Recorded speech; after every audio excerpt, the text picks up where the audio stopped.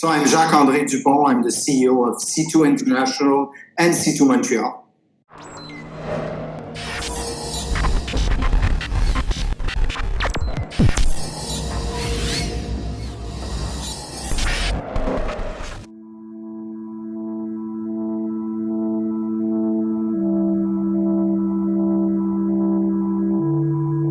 Hello, Jacques. So, how are you today, my friend? I am very happy because we're basically 3 days away from the start of the big C2 online event. So I'm very excited, a bit, looking for, the blind spots and trying to attend every fire that we have at the same time. So, before we get into the C2 this year, I'm going to go a little bit backwards and talk about some history. So for everyone out there, C2 Montreal is a beautiful event. I've attended it a few times. I've written some articles about it. I will link them in the video. Jacques, please tell us a bit about your history and where you were before C2 International and today, basically. Well, I spent 31 years at a company called Spectra. Equipe Spectra is a major producer of events and a major show business company in Quebec. I used to be the owner of that company with 3 of my colleagues, and they are the producer of the Montreal International Jazz Festival, Montréal Lumière Festival, Francophonie Festival. We have venues in Montreal. We have a major talent agency, and so I've been in the event business for all my life. And this company we sold 7 years ago to CH Group. CH Group is a huge company in Montreal that are the owners of the Montreal Canadiens, the hockey team. And they are also the owner of Evenco, which used to be my competitor, but we became part of the family. And so I spent 6.5 years as the CEO of Spectra for CH Group and executive vice president for CH Group before I decided at the end of last year to jump ship and become the new CEO for C2. This being said, I'm still on the boards of several of the events that are owned by CH Group because I kind of decided that I would not leave it all behind. Spectra has done some beautiful work, and you guys created basically the festivals of the city. Without you, I guess, I don't think we would have all these festivals. The Jazz Fest, Francophonie, these 2 are very, very big. So you have lots of experience in events. Were you expecting something like 2020 when you jumped ship to go towards C2 International? Were you thinking that my first C2 is gonna be digital? How did that all happen? When did you guys decide to cancel it, and what was it right away that you thought you would do? Was it right away, let's go digital, or was it, let's postpone it? Well, I came in, my first day at the office was March the 3rd. So let me describe you my first morning. The first morning, my computer was not even set up, that I had to cancel or postpone events all over the world because C2 does events all over the world. We had an event that was supposed to happen in Paris, so that was postponed the first morning. The same thing with an event in Singapore. And within the first 48 hours, we decided that we were going to postpone C2 Montreal for October. But obviously, like everyone else, we had no idea what was happening, and we had no ideas, what the next move would be. Actually, we thought that it would be a short-term thing, which is not, and we know that now.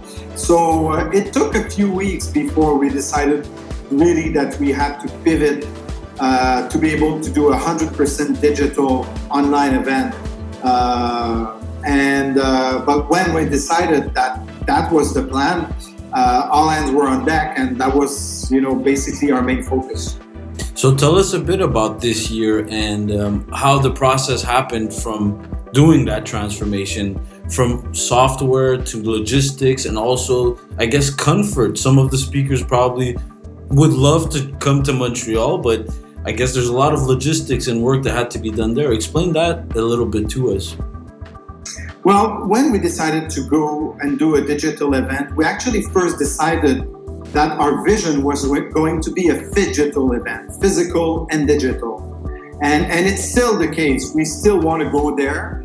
And when we planned this October event, we thought that we would have room to have some physical experiences.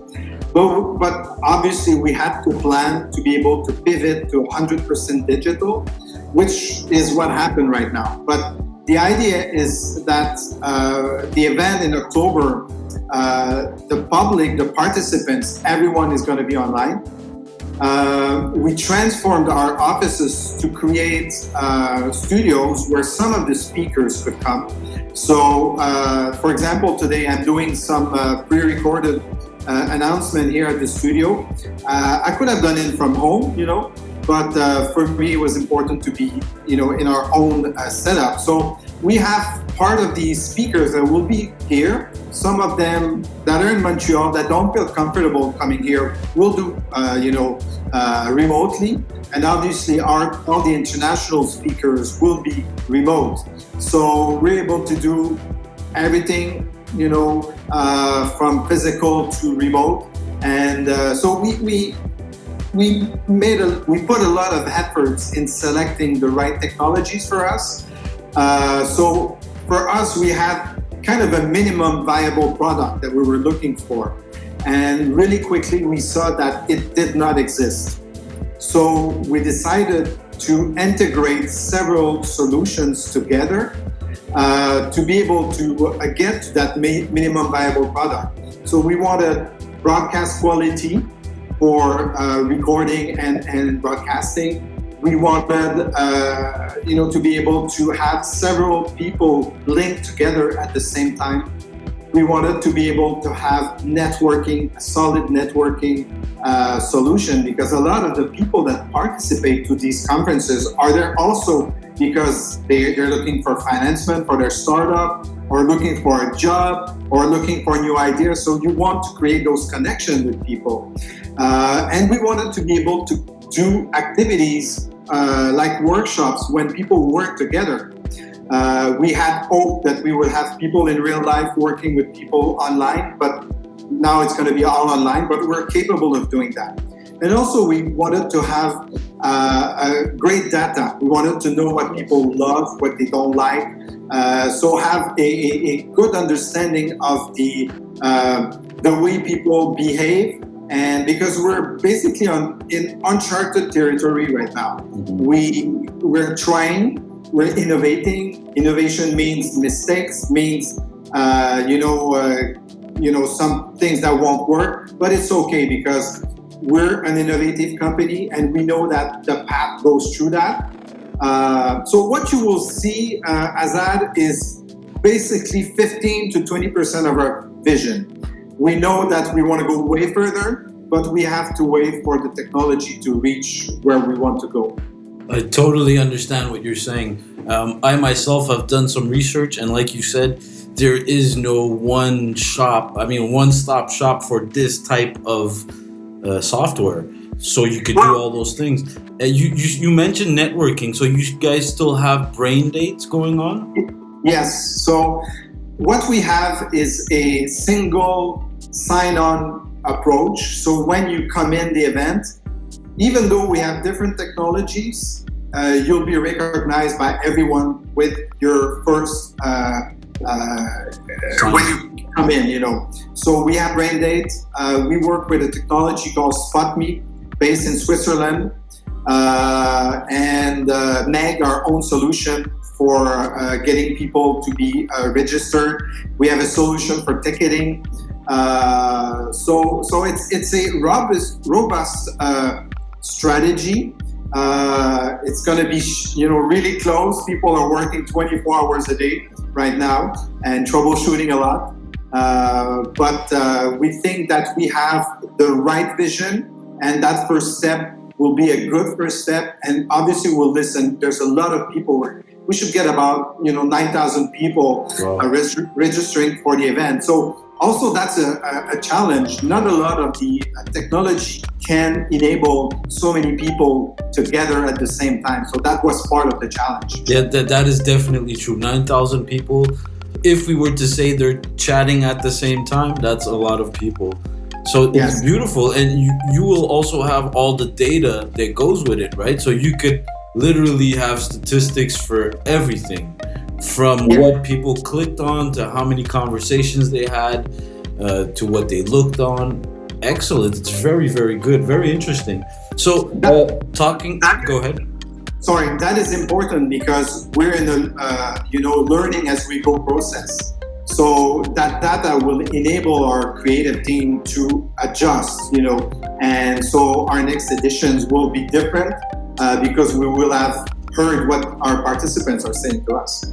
That's excellent. So we spoke a little bit about the speakers locally and the international ones. You have just announced some very interesting speakers. I'll let you tell us a bit about them. Well, we have different types of speakers. We have obviously, like all the big conferences, we have celebrity speakers, So, for example, Jane Fonda, which I'm very excited to listen to, who's been an activist, her whole life, and she's answering so many burning questions, So I'm very curious to have her different points of view. Something that I'm really proud as well is we were able to book Patrice Cullors, who's the co-founder of the Black Lives Matter movement. And what I like is that our audience is a business audience. So we'll be able to have those discussions with a business point of view, So I'm curious to see what Patrice will tell us is important for business people, leaders of the business communities, And so we might have a different type of discussion with her that she has with other types of audience. So I love that. We obviously have, top marketing people. We have Gary Vee that is, very recognized, obviously, and Malcolm Gladwell, who's, I think I read every book, And so we have those types of celebrity speakers, but we also have leaders of AI, or sustainable development and other types of subjects that are very important for the business community. So I guess you'll be able to find what you like, and you can listen to those conferences live, because for us it was important that this is a live event, not pre-recorded, even though it's scary technologically, but for the experience of the participant, knowing that you can ask questions to Jane Fonda is great, and you'll get the reaction, live. So that's great. But if you miss it, we have video on demand. So that was part of the minimum viable product, because we know that not everyone can be on their computer, sometimes at the same time. So we'll have video on demand. And so I guess that you'll be able to find different speakers for what is important for you. So basically, if I miss a conference, I could watch it after, and it'll be there for it's 10 days, right? One point I wanted to talk about, so very interesting. Usually C2 is 3 days, and now it's 10 days. And I read quick about it, why you decided to do this, but I'll let you speak about that. Well, like all of us who is listening to this interview, I have Zoom fatigue, or team fatigue, or hangout fatigue, And usually C2 is 3 days packed, multiple events at the same time, and it's crazy energy. It's perfect for a live event. But when you transpose a live event into digital, you have to basically adjust to the context. And we knew that we could not get people sitting 3 days for 12 hours each day. So we decided to, do a linear, so nothing is at the same time. It's always only one activity. And it's over 2 weeks during the weekdays. And so basically, it'll permit you to work from home or do some personal stuff, and then jump in C2, and then jump out. So we're testing that formula. So far, we have a good reaction on paper, and we'll see what happens. I think that's a great idea. Why? Because, like you said, we won't be there for 12 hours in a full day, especially if someone's sitting at home, right? And there's no one to take a drink with at the end or to mingle with. So it's a really good idea, I think. Coming back to some of your speakers, I just remembered last year I attended will.i.am's talk, and it was not a talk that you would usually expect, right? From will.i.am, which is a music producer. You would expect lots of music, but it was not at all music. It was artificial intelligence and content, which we understand. Music is content, but it wasn't what usually you would hear will.i.am say. So that was just to say that the speakers are totally different in their format when they are at C2. And I can't wait to see all the speakers that are lined up. But it goes to what I was saying, they know that it's a business, a creative community. They know that you have marketing people, business leaders, executives in the room, students from that hope, or startup folks, So, when we book them, we tell them, and they, I'm sure that the Jane Fonda talk will be different from whatever you'll see elsewhere, because she'll know that and she'll adjust to that. Well, that's great. Lots of things to look at, and I can't wait to get on the platform and start networking with everyone. And this is going to be great. And I think this is going to be part of many others. And I'm going to say this, but I'm not sure. Even if everything does come back to normal, I think that this digital event way of functioning is still going to stay. So, example, even if, let's say next year C2 is still at physical, like you said, you wanted to do a mix, right? So someone in Japan that cannot come will be able to watch and attend and still have networking with all those people, which is great. This is really what we are missing in the business world, a central place event where we could do all of this, without it being, bothering with social media factors and all the other stuff that we don't need, like advertising. We don't see ourselves going back to what we were before. We're saying going back to what we were plus, and I totally agree with what you're saying. Our future is going to be phygital, but we're anxious to show you what phygital means to us. It's not having a live audience and people watching, basically. That's not that. It's going to go way further. So we're working on that vision, and we're looking for technologies to create a melting pot and something that becomes one between the live event and the physical event. Totally. I work a lot in technology, augmented reality and virtual reality, and lots of cloud. Lots of our projects are based on bringing everything together. Like a retail store where you have a website, you have the e-commerce, you have a blog, you have content on social media, you have the physical store, you have the cash register, you have screens. How does all this melt into one? And I think that for events, it's the same. When the user goes into a store and the cash register or the representative that's the salesperson knows exactly who that user is, that's when the best experience happens. And so I think for events, it's going to be the same thing, where you have to know who they are and to cater to them at the event. They know it's C2, but now they want something else. Maybe this person likes brain dates. Maybe this person likes, drinking coffee. And so I think that this is all coming together, and it's going to happen because of Industry 4.0, artificial intelligence, and machine learning, deep learning, all that stuff. But especially 5G. So this is the rise, and all of us are in it. So I'm part of it, just like you guys. And we've worked together, not you and me personally, but I've worked with your team lots of times. You have some fantastic people over there. The PR team is fantastic as well.